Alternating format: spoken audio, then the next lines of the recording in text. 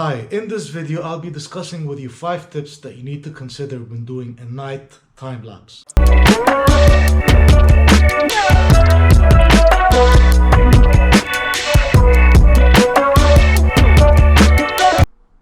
The first thing you need to do is to plan. You need to plan ahead your location and you need to plan ahead your weather conditions. You need to make sure that you're in a place where there's no city lights so that you can get the perfect night time lapse.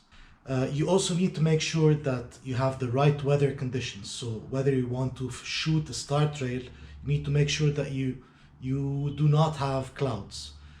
If you want to shoot clouds, okay, then you need to make sure that you have as many clouds as possible. So check your weather before you go. The second thing you need to make sure of is that you have not forgotten anything. You'll be traveling miles ahead in order to find the proper location to make the shoot. So you want to make sure that you really have not forgotten anything. The third thing you need to make sure of is that you have the right gear for the shoot. So make sure you have your tripod with you and make sure you have enough power supply. Personally, I used this power bank, which enabled me to shoot a time lapse for 9 hours, and it was not even fully charged. This is a 10,000 milliamp power bank, and it did perfectly for me. Once you're in the right location, you need to make sure that you have the right frame for your time lapse. So people tend to not visualize their scene. So you're excited, you're in the location, you're in the desert or whatever, and you're really excited, you just point and shoot and that's it. So I had my GoPro set up for my night time lapse, and since I only went with 2 cameras, I had to set up my iPhone for the sunset shot. And since I set up my camera, I set up my iPhone at night, I really could not see what the frame looked like. So I ended up with a time lapse where 2/3 of my composition were land and then 1/3 was the sky.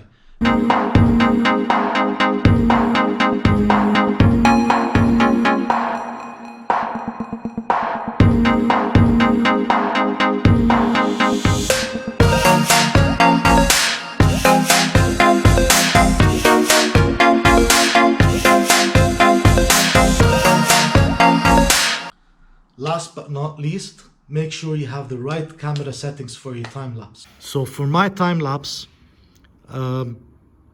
basically what I did is I changed my mode to time lapse photo night, and then I went ahead with my settings. I kept my shutter mode at auto, my interval at 30 seconds.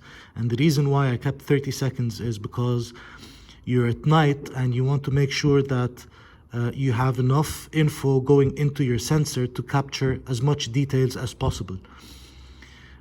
I kept my field of view wide. I didn't need the RAW mode, and I enabled my Pro Tune.